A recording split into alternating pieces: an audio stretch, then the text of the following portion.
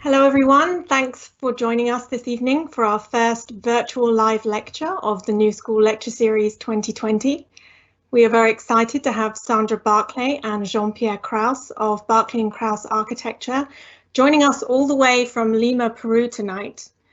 As many of you know, Sandra and Jean-Pierre were planning to join us on campus this quarter, but COVID-19 changed those plans. So we are especially grateful that they are able to participate tonight from a socially safe distance and that all of you are able to join us as well. So before we begin, a few housekeeping items. This is our first Teams live event, so please bear with us if there are any small glitches along the way. As attendees, you do not have video or audio capabilities, so no need to worry about muting or turning off your camera. Following the lecture, we will be moderating a question and answer session. So on your screen, you should see a small icon that looks like two speech bubbles with a question mark in the middle. When you hover, it should say show Q&A. Click on that and it will open the Q&A window where you can type your questions. Feel free to submit questions throughout the lecture. They won't be shared publicly until the end, so don't worry about interrupting the lecture and we can get straight to the Q&A session once the lecture concludes. We are going to post an announcement in there now, so look out for that. Finally, this lecture is being recorded and will be available for 1 week following tonight's event using the link provided.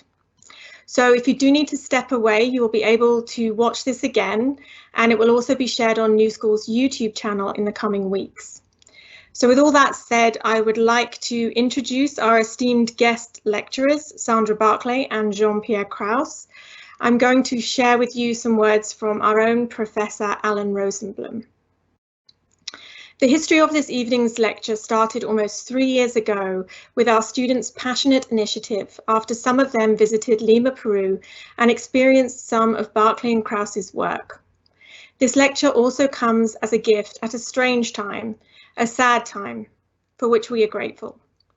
In this context, the values, the skill and the delight this work brings resonates deeply with our institution's principles and projections for the future.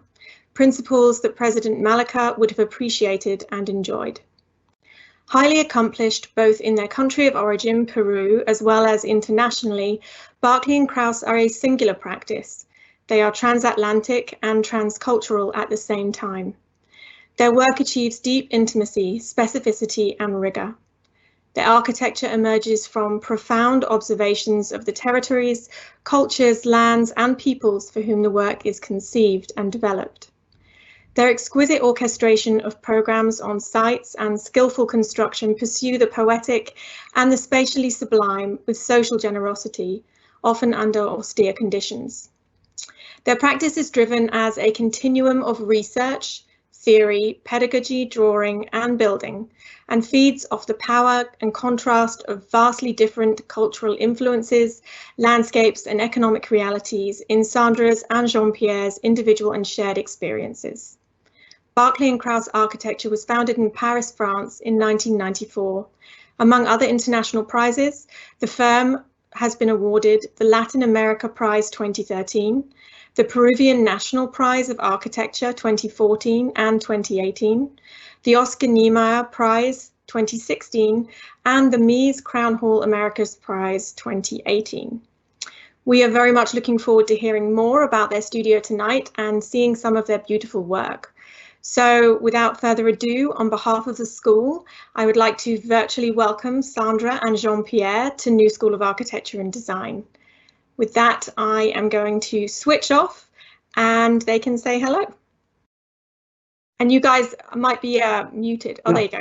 Yeah, okay. Now we're okay. Hi, hello. Hello. Everybody. Yes. Very happy to be here. Yeah. Finally, after 3 years, we are together. We're together, like I don't know, 8,000 kilometers away, but we're together. Yes, we want to, of course, thanks to the students and their initiative, and special thanks to Alan Rosenblum, of course, a very dear friend and a classmate from the School of Architecture in Lima, from Ricardo Palma. And then thanks to Len Segarski, and of course, thank you very much to Ashley and Lucy that make it possible. So we are going to switch now to the presentation. I think we should ask control and share screen. No? Share screen. Okay. Okay. So,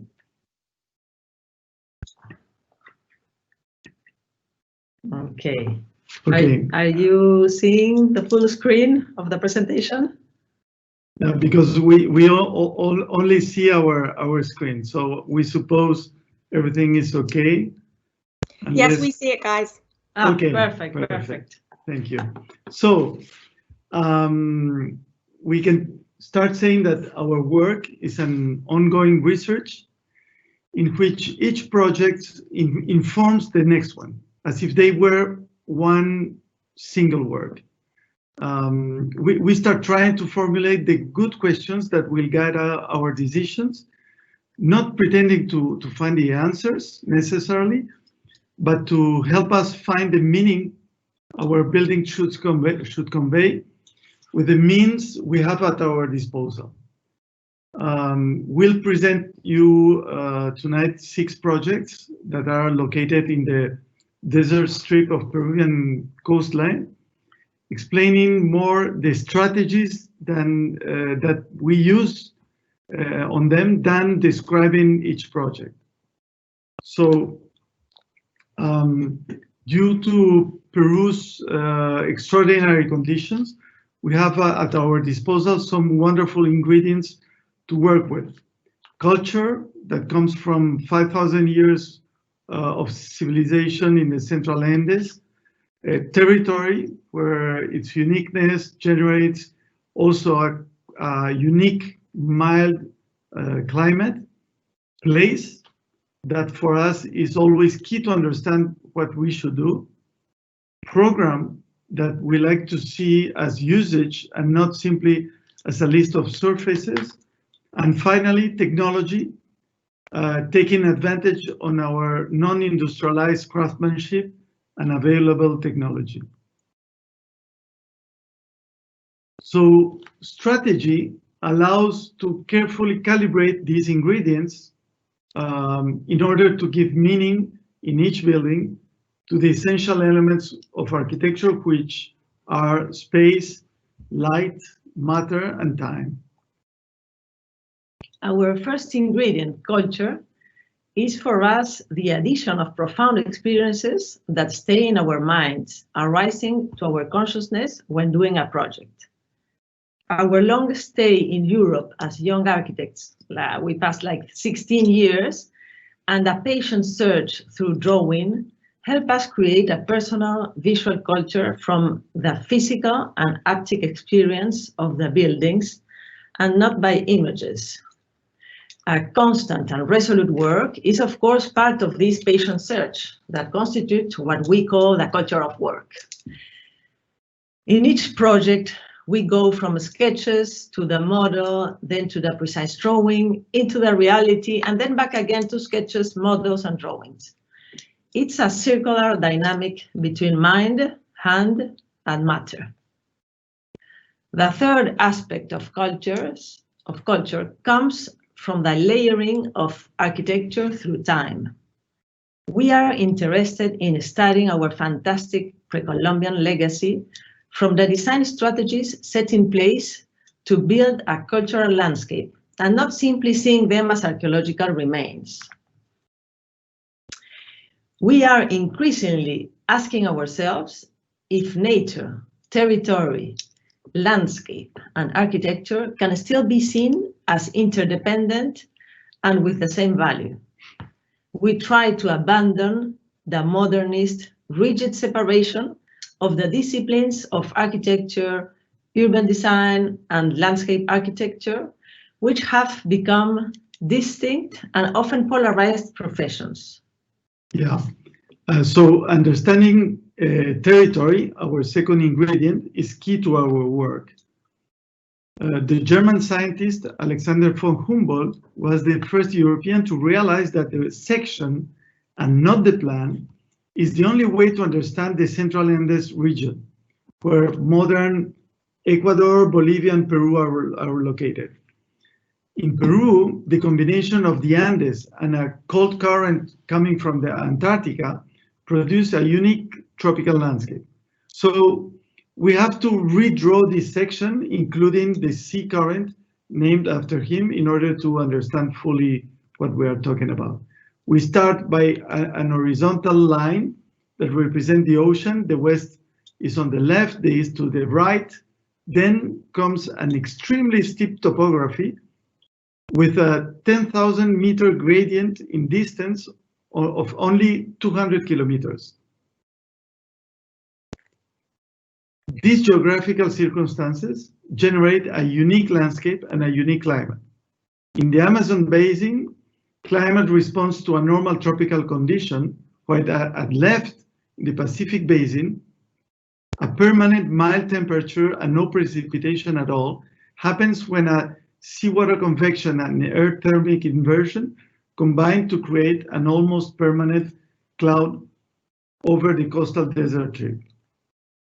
Lima, our city, is placed right there in the red circle between the abyss and the summit.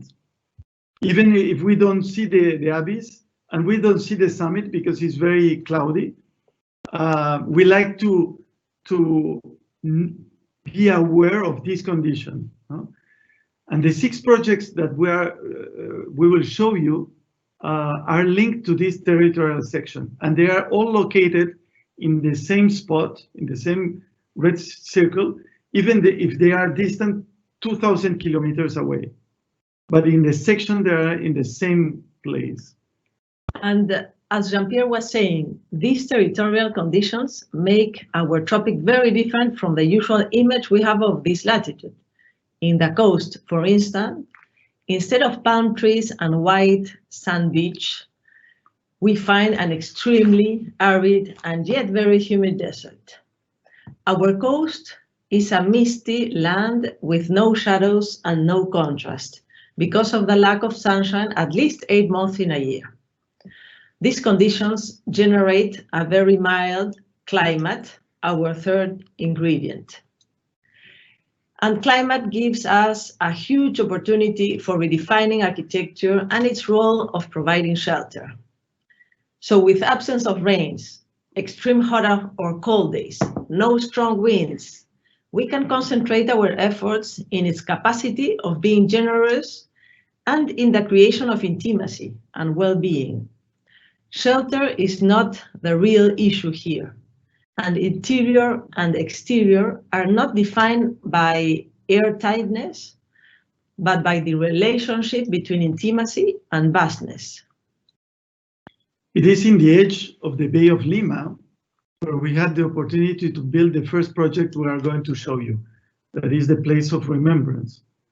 This project is about a place for reconciliation of Peruvian people, kind of a cultural center that would articulate the efforts to show to the future generations the memory of 20 years of extreme violence that devastated our country and left more than 70,000 deaths.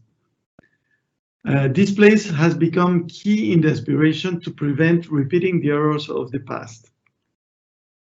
So, place is our fourth ingredient, and where layers of memory are frozen, waiting to be revealed by our intervention. And this place was full of this charge of memories, no? Rafael Moneo said, and he was a member of the jury in this competition, along with Ken Frampton, that the architect should discern those attributes of the site that should be maintained and emphasized, and those who should disappear in the new reality that emerges through the construction process. We started then our understanding of the site through its own memory. The site where we had to intervene was a residual area left by the destruction of one of the cliffs that you can see at the image on the left, when the roadway to the beaches was created. And into the right, you can see the site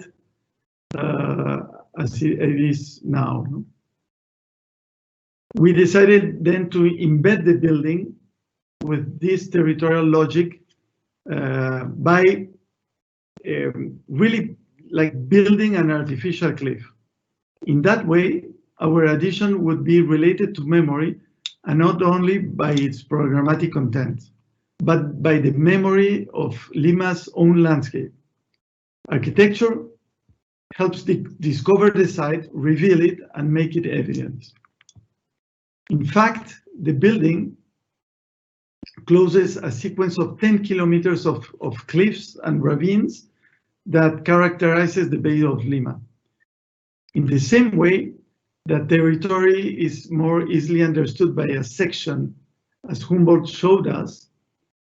We will challenge ourselves in order that we will try to explain you the projects we are going to show you only by this section. We think that if the plan can show distribution, rational distribution, the section can show emotion. So we're going to make the effort of showing to you the projects, all these projects, only by the section. So if we draw a cutoff longitudinal section of the cliffs, we can visualize the infill made to create this descent to the beach. So a compact building near the natural cliffs allowed us to economize both on the number of foundation piles and their depth. And in this way, the territorial logic meets the economic logic. We should say that this is the only place of memory in Latin America that was built against the will of the government. It was built by a National Commission of Truth, and with funds from the German government, the European Union, and the Swedish government. So Peru didn't contribute at all to the building of this project, and is still nowadays a very polemic institution. You can see like half of the population that would like politicians, mostly politicians, that would like to see this place shut down, and the other half of the population and progressive people that are trying to keep it open. So this simple strategy open also possibilities for responding to the environmental needs. Opening the building to the cliff allowed also controlled natural lighting, and closing it to the northwest, to the right hand, prevent us from the sunlight of the setting sun and the noise of the coastal highway. So and then an open inner space create a natural ventilation, limiting the use of air conditioning to the auditorium alone. The site had still a strong handicap. There was almost no connection to the city. A long distance separated the site from the main urban avenue with public transportation. We decided to transform this major problem into a design opportunity. So a narrow passage was created to introduce time in the way we approach the building. The visitor can take the time to distance himself from the city, leave daily preoccupations behind, and get ready for an exhibit which is not easy to see.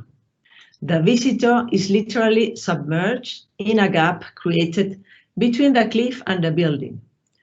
The act of descending into this crevice turns gravity into a very explicit force. At the bottom of this newly created ravine, there is a marked physical consciousness a kind of intensified presence. We are no more in an urban setting nor in a natural landscape. The other side of this artificial cliff that is defined by a platform that looks over the sea, conceived as a public space for reconciliation. The pathway continues inside the building.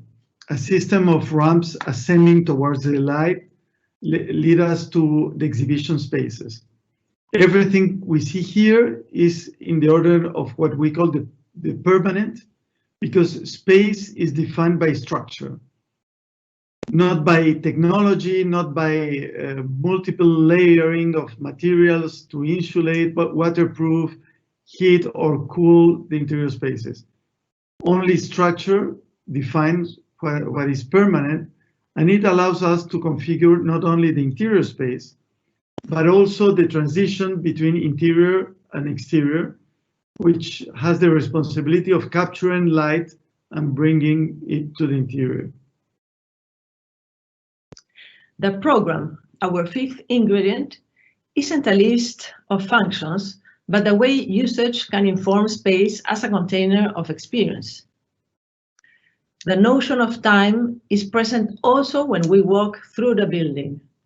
The different exhibition spaces are accessible through a series of ramps. We climb smoothly, taking time, guided by natural light, so we can raise our sight and move through space, dissociating the path of the eye from the path of the body. This is an image of the completed building before the collection came in. The railings and the technical columns that contain the electric and security systems are the non-permanent elements. They are painted in white, and they can be easily replaced with evolution of needs and technology. And technology is our sixth ingredient, is defined by what's available in the place we're intervening. And in Peru, has a lot to do with craftsmanship and limited resources, rather than the illusion of perfection the industrial components might give us. The building process is very important here, as the design process does not finish with the construction drawings.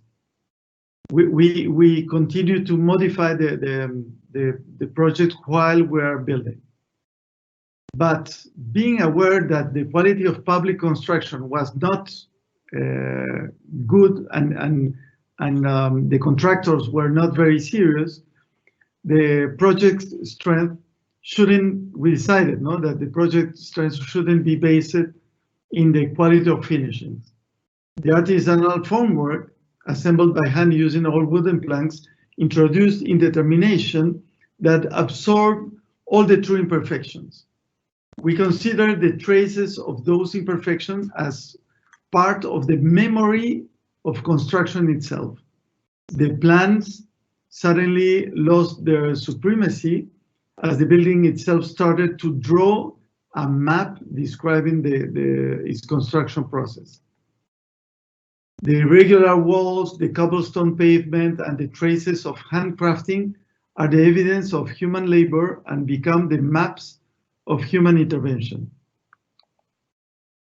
At left, we can see the footprints of the watchdog you just saw in the other slide, that we insisted to keep in the stamped cement floor of the ramp. At right, the workers put their hands in the entry of the public plaza as an act of memory of the hands who literally built this place. Let's see now, because how the building becomes alive, because we think images can't explain buildings. We like very much to see them. So this time the closest we can take you to the building is by a short video of 3 minutes.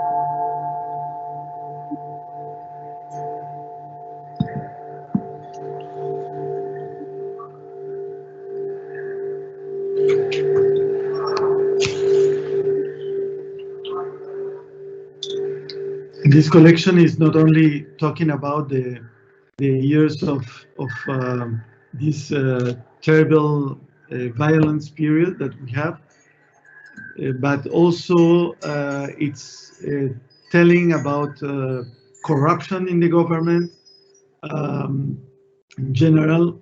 This is our Japanese president that is in jail now, for example. And all the intolerance that brought us to this kind of violence.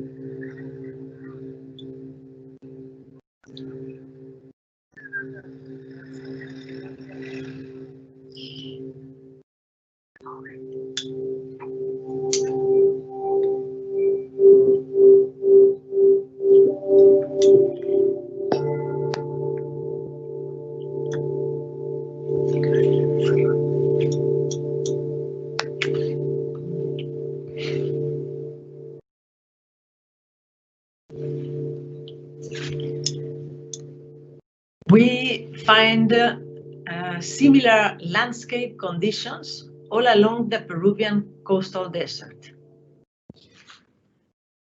For example, this cove, located some 120 kilometers south from Lima, is the place where we designed and built 6 beach houses in 6 consecutive years.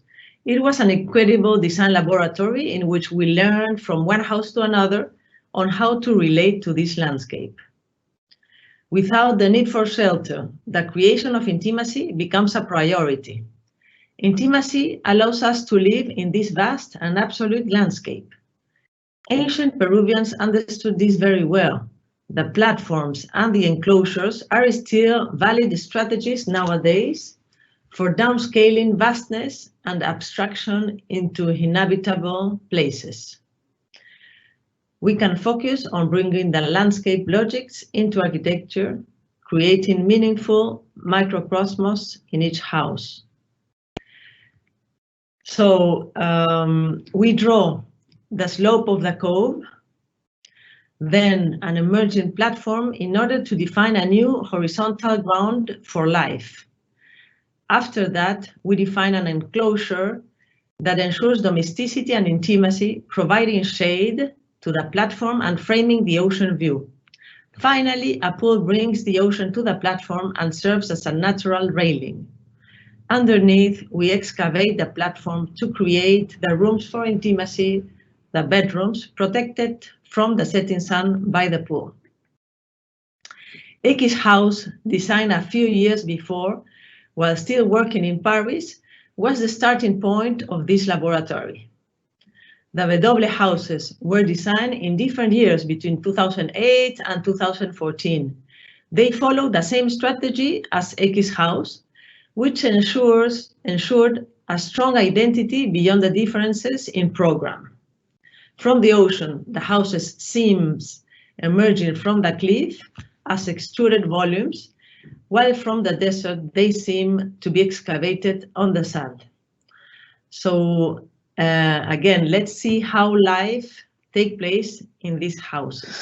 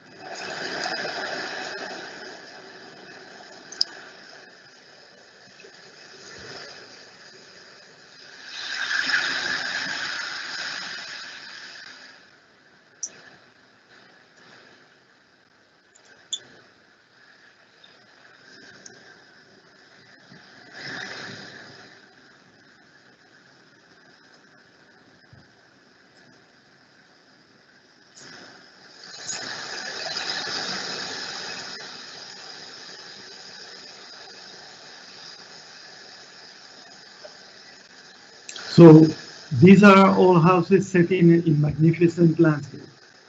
But how to imagine a microcosm in an urban setting? Back in Lima, very near from the place of remembrance, we were asked to design a house in a typical urban plot, like 50 meters wide and 30 meters deep. In this case, we decided to create our own landscape in the confined space of the plot. We draw the plotting section with the back neighbor at left and the street at right. We then define the limits of the plot, mandatory in the urban regulations. We introduce open air features as a pool at left, a pond at right, and gardens planted with trees. And in between, a series of 3 vaulted bridges that spread over the width of the plot. These bridges sustain the program of bedrooms and intimate spaces, leaving the ground floor completely fluid and open. From the street, the house doesn't reveal its interior. It's like the other houses in Lima, which are very closed from the street. But the first vaulted bridge acts as a threshold between the street and the interior landscape.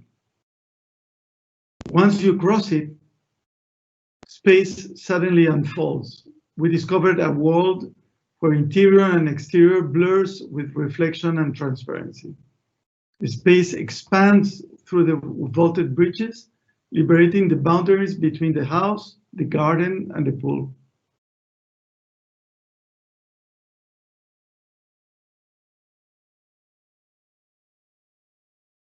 The vaulted bridges are linked by suspended metallic walkways, which create a new transparency at the upper level where bedrooms are located. And from the bedrooms, the enclosure appears as an artificial horizon. We move now some 400 kilometers south to the Caracas Desert, one of the most arid ones in the world. Caracas people lived here 2,000 years ago, and were the predecessors of the Nazca, the ones who traced the famous Nazca lines. The Caracas Archaeological Site Museum was destroyed by a strong earthquake in 2007, and the European Union financed its reconstruction and launched an architectural competition the following year. We had a meager budget and a sublime landscape as main ingredients for this project. For us, it was not only about designing an archaeological museum, but also an attempt to introduce landscape logics into architecture. Seen from the archaeological burial site, the museum is perceived as a layer built over thousands of other geographic and cultural layers. It modifies landscape and at the same time depends on it, as would a rock or a trace in the desert. Again, it's not about providing shelter, it's about providing the correct contained space for inhabiting. The first element we defined was an enclosure for downscaling the vastness of the desert landscape. An unfolding roof is conceived as a fifth facade that is actually seen from the archaeological site. This fifth facade protects us from the strong winds typical of this region, and of course it protects us from the sun. Finally, a series of low-tech environmental devices find their place beneath the roof and help defining the exhibition spaces. The original museum was built in 1964 by German archaeologist Friedrich Engel. We decided to keep its memory by building in the exact same location, respecting the overall volume and geometry, and by the way, avoid archaeological surveys that were mandatory if we build elsewhere in that site. As we couldn't reuse the stones and the original quarry was inside the protected area and therefore impossible to obtain new stones, we decided to use the same polished ceramic technique for finishing the pre-Columbian bases, rescaled to the size of the building. We used a pozzolanic red cement resistant to the saltpeter of the desert soil, finished with a handmade polishing as if it was a huge ancient vase. And again, as in the place of remembrance, the building becomes a map describing human traces of construction. A porch announces the entrance to the enclosure, acting as a threshold between the vastness of the desert and the open-air inner circulation. The different programs are related among them by this contained exterior space. The main volume at left shelters the archaeological exhibition, while the volume at right hosts the workshops, services, and spaces for the community. The vertical volumes are the environmental devices that help control light and natural ventilation, avoiding sand coming in during sandstorms. Each device has an additional function. One of them constitutes the entrance of the museographic spaces, while another defines a courtyard for the archaeological quarters.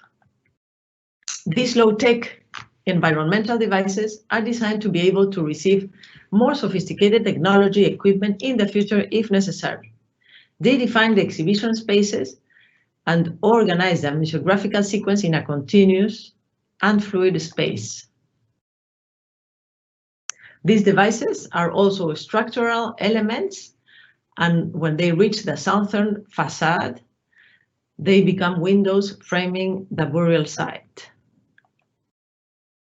From this experience, we started using this pozzolanic red cement in other projects in which it makes sense by the landscape. As in this house, we designed some years later, some 100 kilometers north from Lima. The program is divided in separate volumes that merge with the natural topography. Here, the enclosure fades away and you have to find your way into it by turning around, containing walls and platforms until you get to the other side of the hill.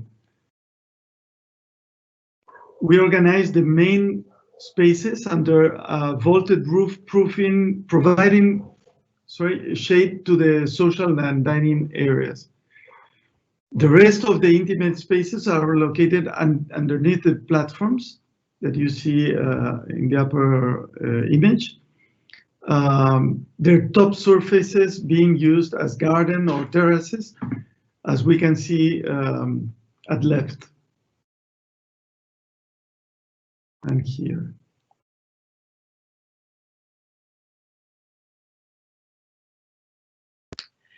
Not all deserts are as arid as this one. If we go 1,000 kilometers north, we arrive to Piura, where desert is formed essentially by carob trees growing over sand dunes. Every 10 or 15 years, tropical rains come down with El Niño phenomenon, letting them grow and survive until another one comes 10 years later. Piura, located in this landscape, is a booming city only 4 degrees south from the equator.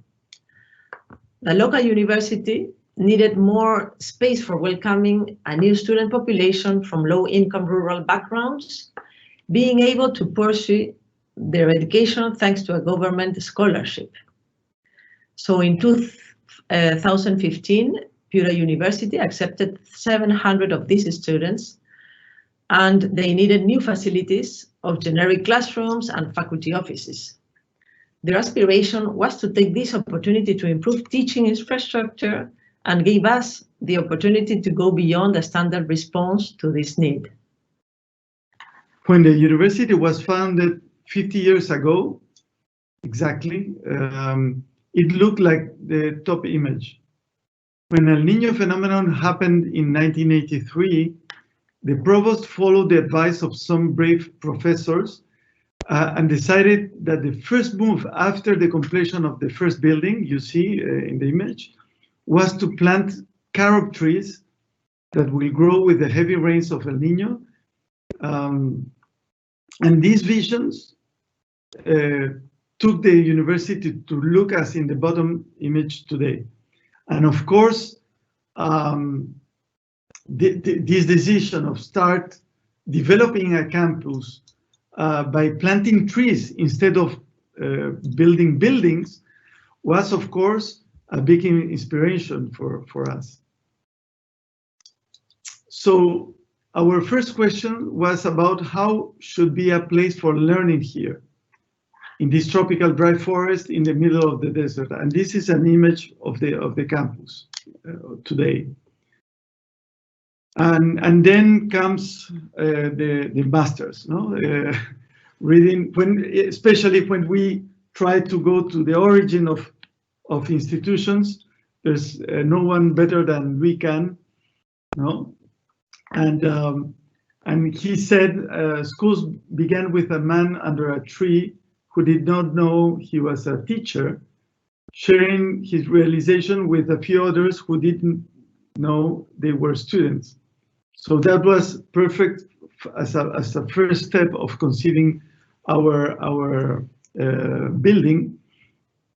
And the tropical dry forest helped us translate this very easily into architecture. Again, the section can help us understand the project. We start drawing the soft hills of the tropical dry forest, and then the planted carob trees and the clearing left for future buildings, because they left clearing for the future buildings. Well, it was amazing. We start then by extending the shade of the forest at the place of the building. A single horizontal line was created to define a shaded space capable of creating good conditions for learning. Then the program grows, as in La Tourette, from the rooftop down to the ground. And the result is a series of buildings which are less important than the spaces left in between them.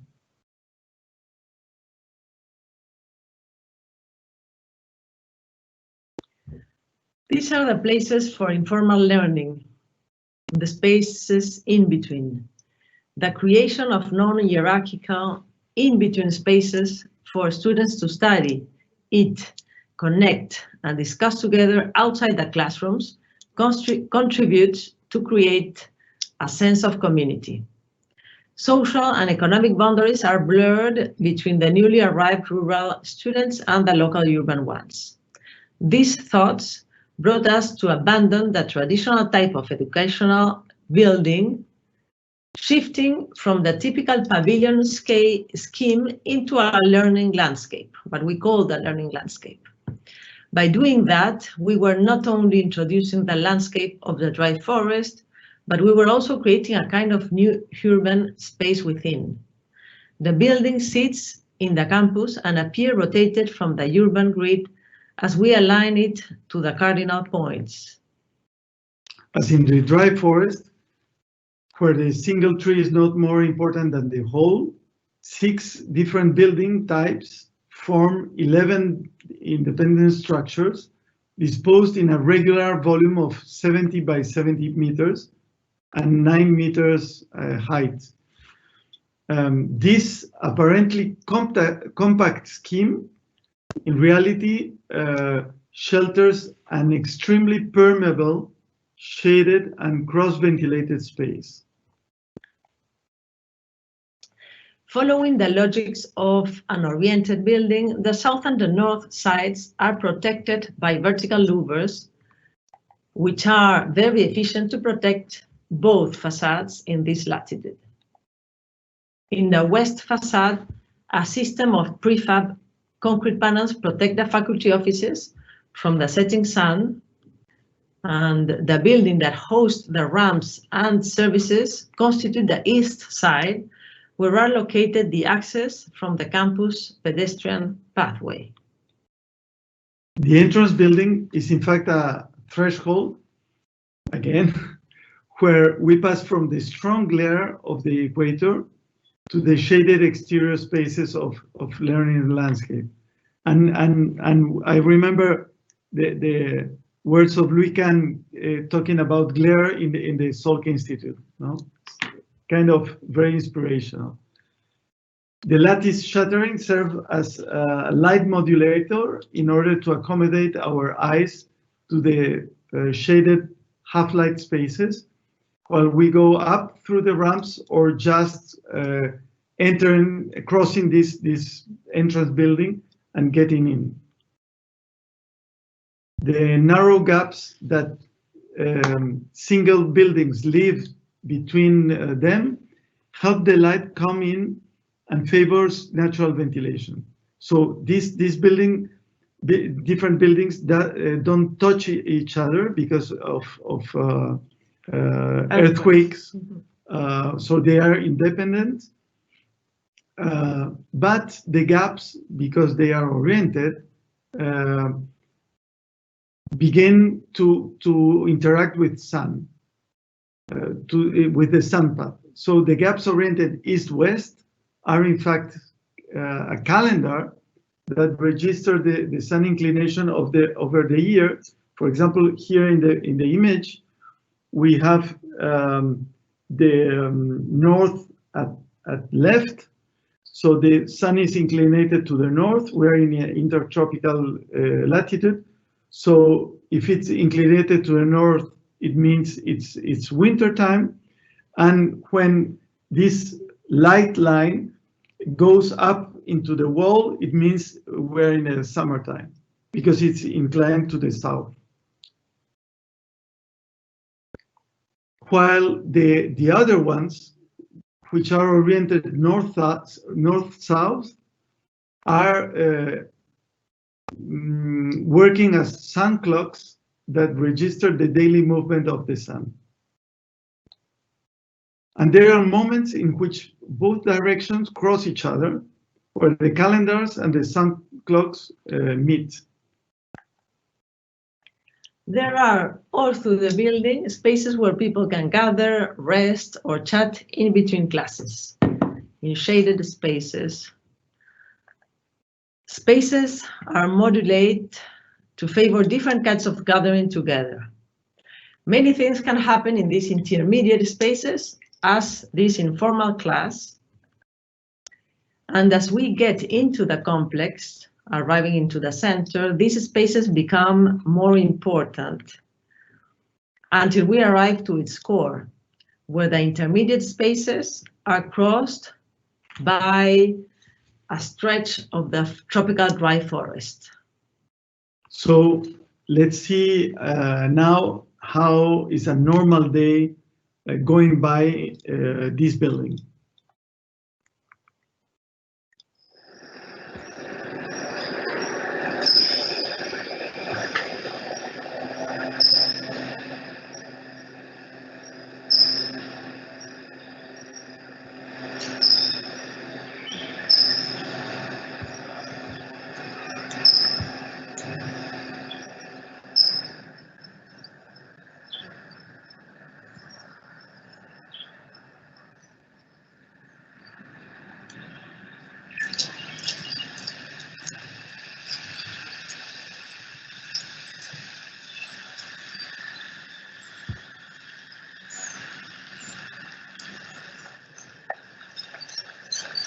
This student was really getting late. Yeah. Getting late to the classes.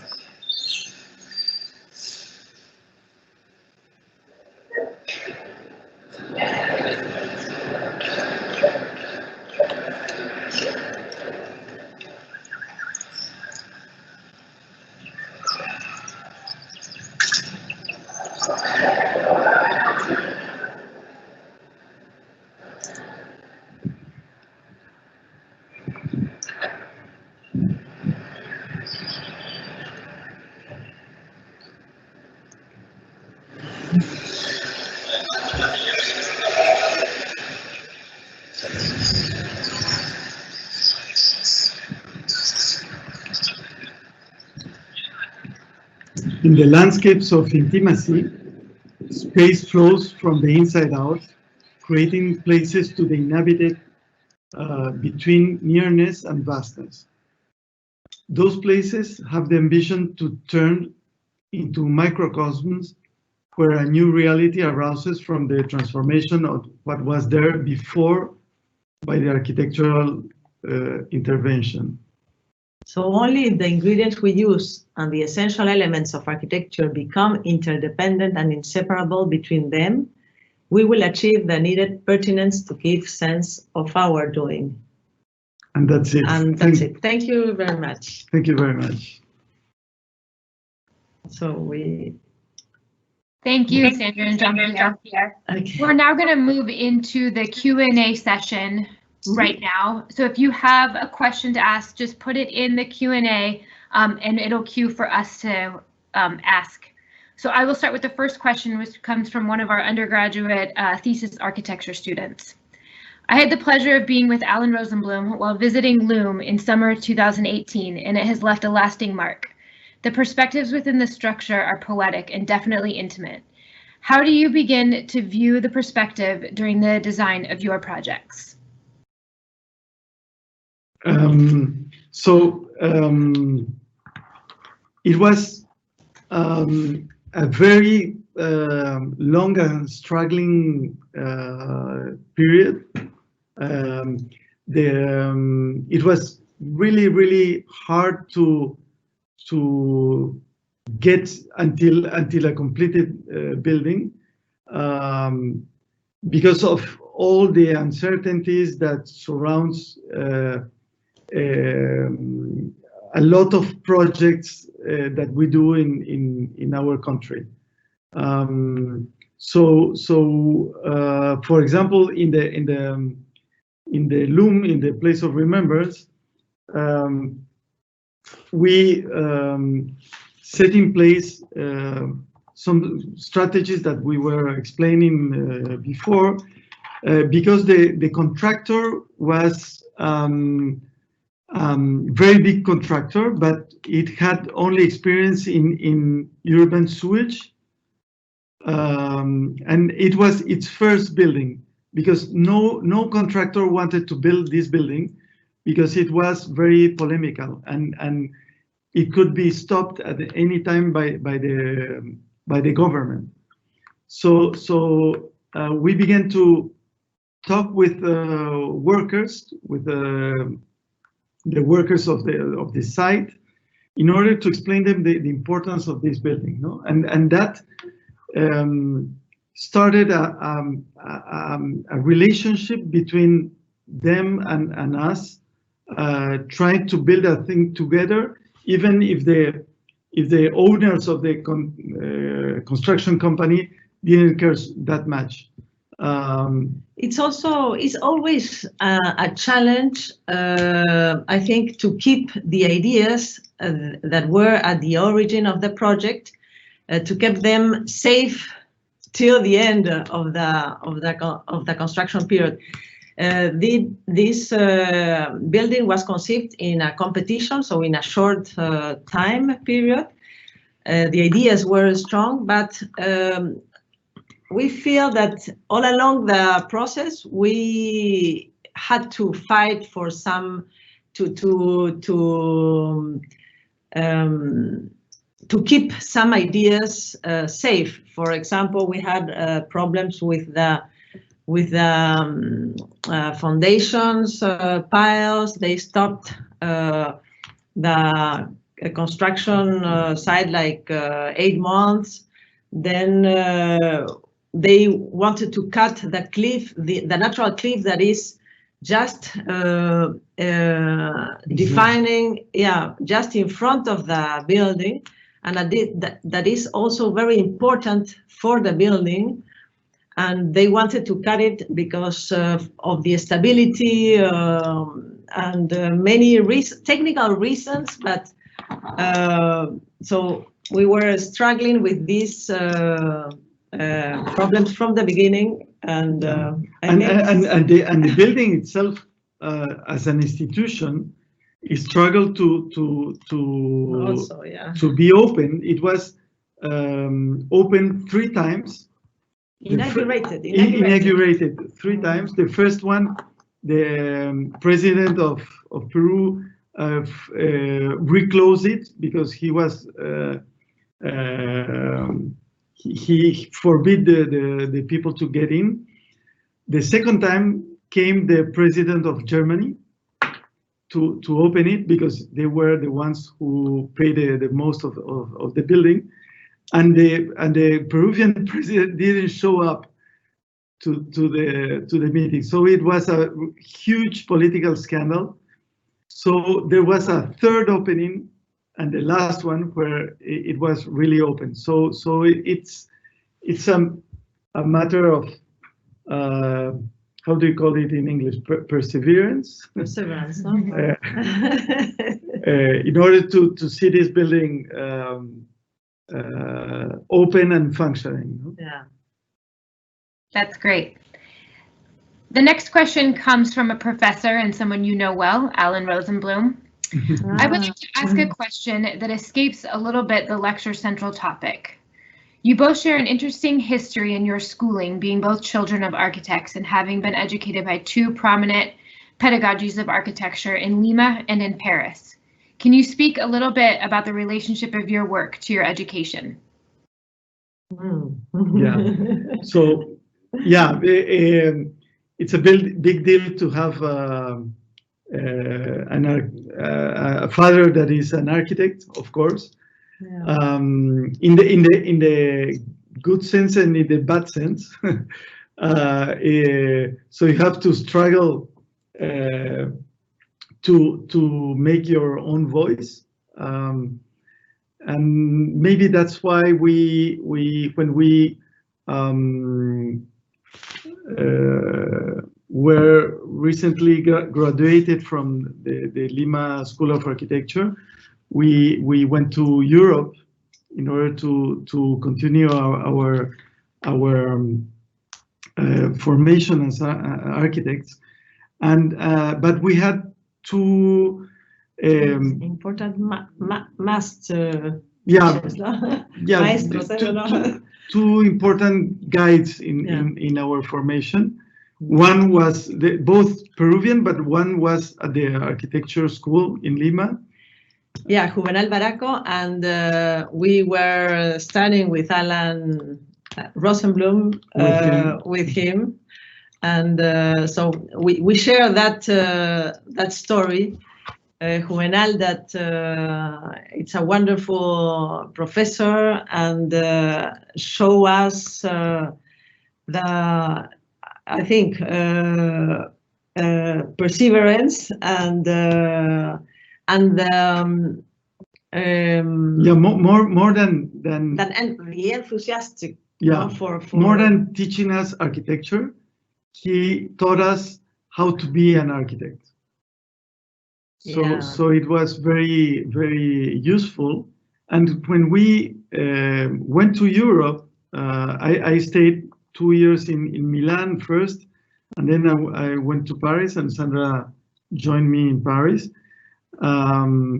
where I was working for Enrique Siriani in Peru, while Sandra was studying with him, yeah, with him at the school, and really he was a very important guide, which learned, in my experience, he taught us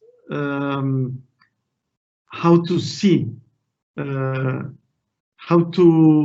architecture, how to go beyond what you, I don't know the difference in English between seeing and watching in the more profound way.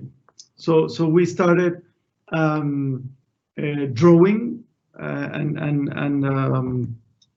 and traveling, seeing buildings in the place, and that's why that was I think because we when we arrived to Europe, we found we were kind of very ignorant architects. We had a very tough years that were the years of shining path and violence, when we didn't have books. There were only photocopies available, so and not black and white with grays. It was black or white. So images were black, so when we arrived to Europe, we were astonished by the culture, knowledge of our teammates or classmates, and so we started to travel and to draw in order to make ourselves a new culture, no? A culture of seeing. Yeah, and also Siriani introduced me as a student to the modern space. So I think he's a great teacher, and with I think the combination of these two persons that gave us the will to be obsessed, to do better each time, not to find each time the way to improve what we are doing. And I think we were very lucky to have these two important architects and teachers, no? Really. This next question comes from another undergraduate architecture thesis student. You've mentioned that consideration of light is important in your design strategy, and the emphasis of it comes through quite clearly when you experience your built work. In moments like the cylindrical skylights of Place of Remembrance, they seem to not only bring light into the spaces below, but poetically allow the user to look back on what they've experienced. Do these moves drive your design, or do they come later? No,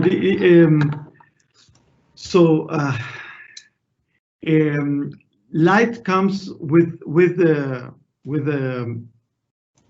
creation of the project. It's in a permanent work between Sandra and myself, where we try to avoid obsessions, personal obsessions. So we start to talk to each other a lot until the idea is fixed, and then we start to explore by drawings, by models, what we were talking about, how to synthesize these ideas. And I think light is essential to our projects, because light comes when there's movement of the human body in space. Light is related intimately to time. So not only because the sun is going across the building, but also because they're inseparable. No, time and light are inseparable. And these skylights, cylindrical skylights, are there from the beginning, from the competition phase. And it's true that that way they were meant not only to bring light, but also to connect the present, that is this last open sky space where we get out when we finished the exhibition spaces, when we finished to walk through these exhibition spaces. And they were thought to connect the present moment to the past, just in order that we can remember the past and be alert. the thing was that when we go up to the rooftop, and we're already in the rooftop is treated like a new ground. Mm-hmm. So these cylinders are like nailed onto the ground, and we have an impression of present time. And when we see through these cylinders, we see things down in the exhibition spaces which belong to the past. And the fact that happens all the time in our countries in Latin America is that, for example, because of this political turmoil, the collection came after 2 years after the building was finished. Mm-hmm. So the these cylinders were supposed to be placed exactly in a specific location where you could see something interesting and meaningful in the exhibition spaces. This didn't occur when the building was finished, so it happened the contrary. The architect who was in charge of the design of the collection had to place some things under these cylinders, and so it works in some times. In some of them it works, but not as strong as we thought that they should work, that they should connect present with past. But we didn't have the commission for the exhibition, so that's that's life. No. This next question comes from a student. You demonstrated the importance of sketch model design thinking with the image of your various concept models. What process do you use to complete your overall section concepts into finalized structures? Yeah, the drawings are so we use drawings in our design process, in order to explain each other what between Sandra and myself, mm-hmm. what we are thinking about. So we have this like tradition that this kind of natural methodology that we have to draw the essential. So all these sections are part of very essential drawings.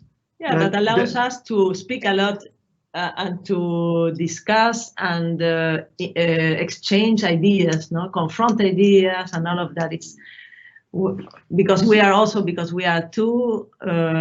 We are used to talk a lot. Yeah, of course, there are other kind of drawings that are more precise, that mm-hmm. are more describing the actual spaces that we're imagining, but also more schematic drawings that are meant to explain or to clarify our ideas when we try to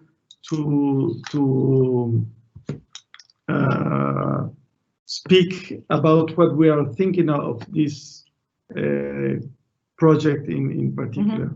And of course, we make schemes, plan schemes, but what we like the most, as we explain in the lecture, are the sections, because really the sections talks about space, about Jean-Pierre told about emotion, but through space, always through space. Yeah, and how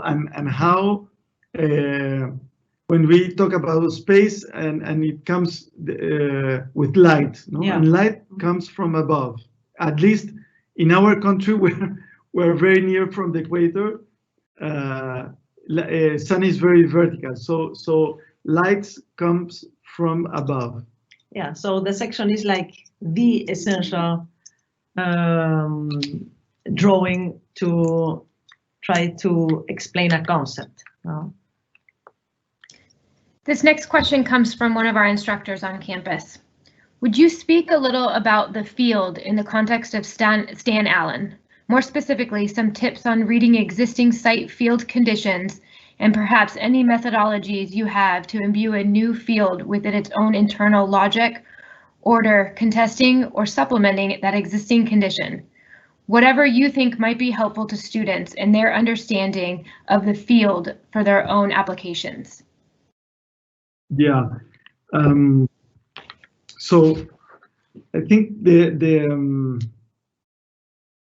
our field of intervention is mostly these ingredients that we work for and we work with, and there's really no recipes. There's really no logical sequence.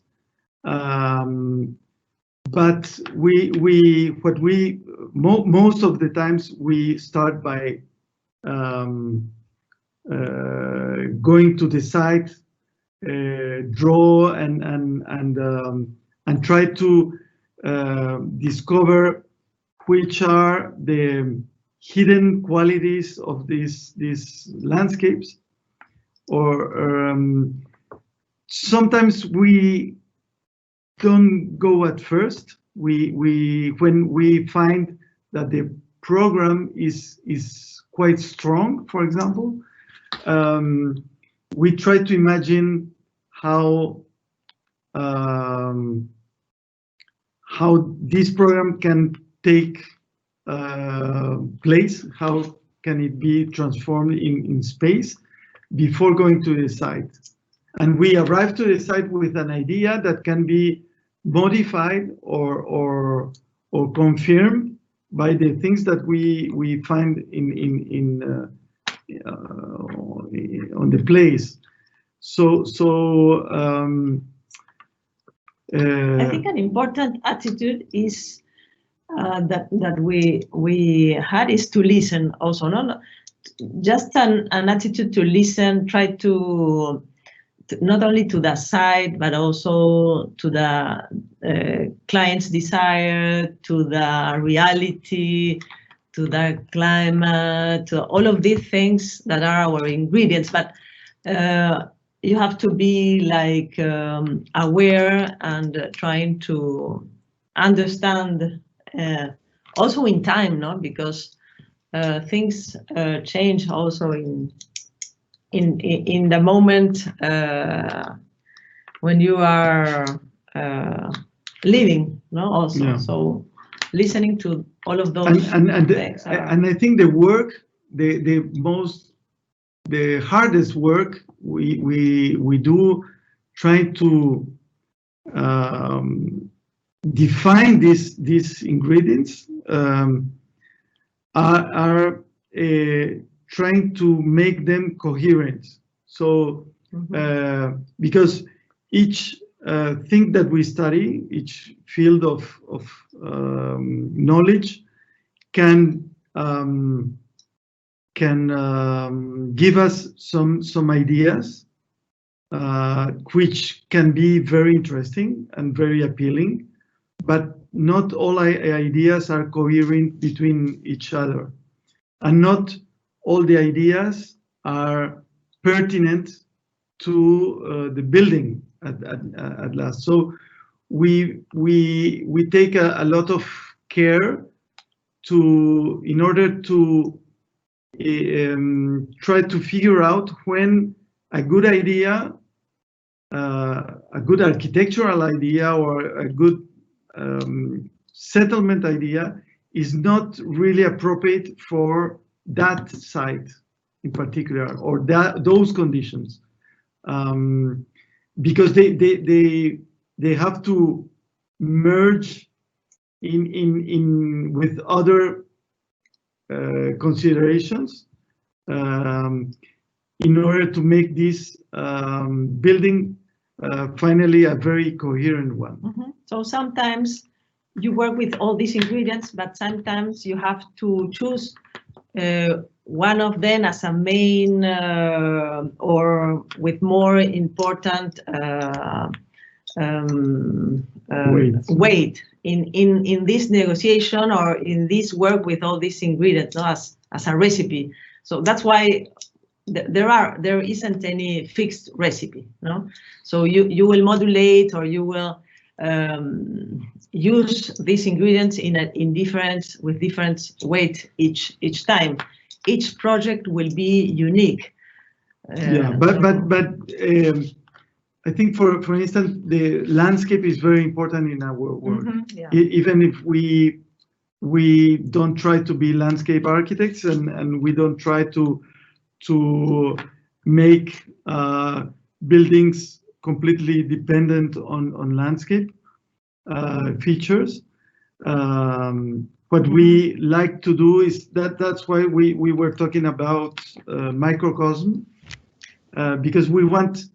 We don't like very much when a building is like an object that is put into the landscape, or it's only framing landscape.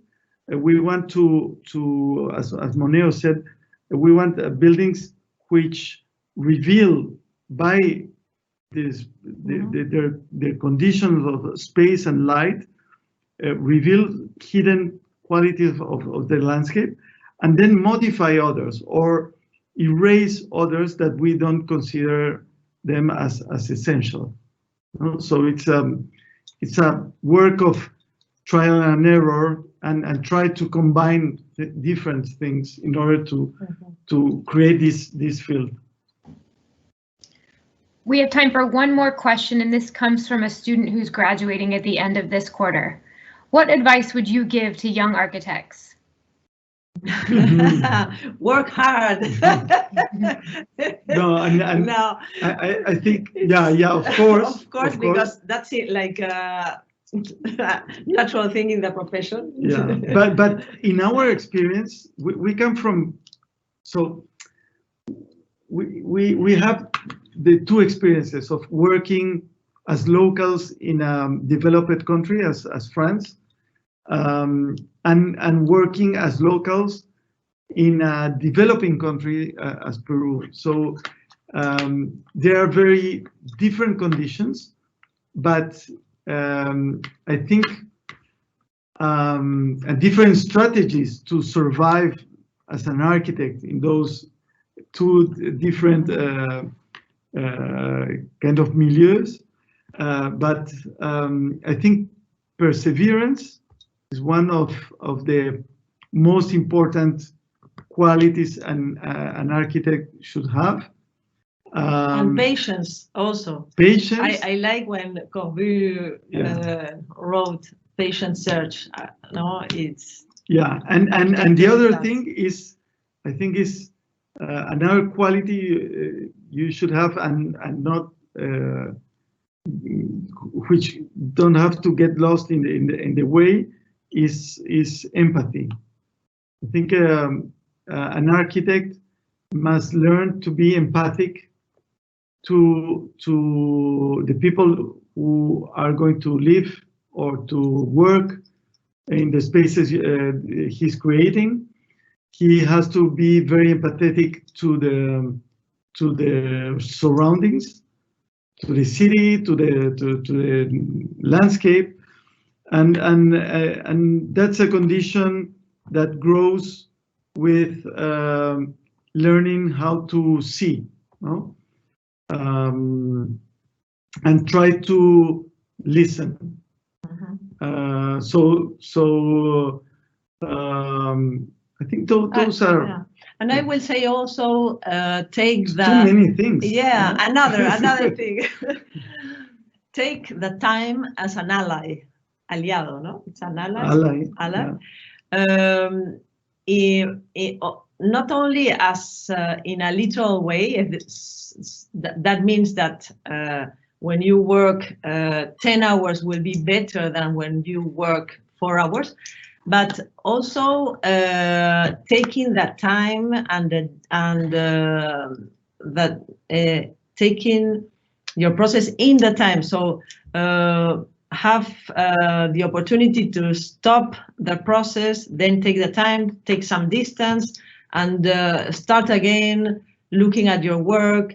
So, and for that you have to give you the time to be patient, to have this patient search experience. And the time is given also by problems. When you do a project, there are many problems. Construction problems, problems with technology, the available technology, with engineers, with the site itself, and we consider that each problem has a hidden opportunity. So you have to take time to discover what is the opportunity that is hidden under the problem you are facing in a certain stage of the process, and that's one of the ways you have to be perseverant.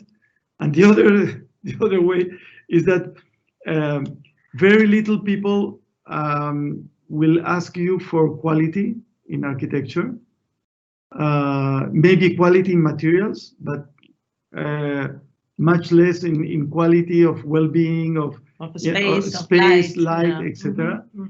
And you should be perseverant in order to be aware that you are the only one who will keep quality in your work.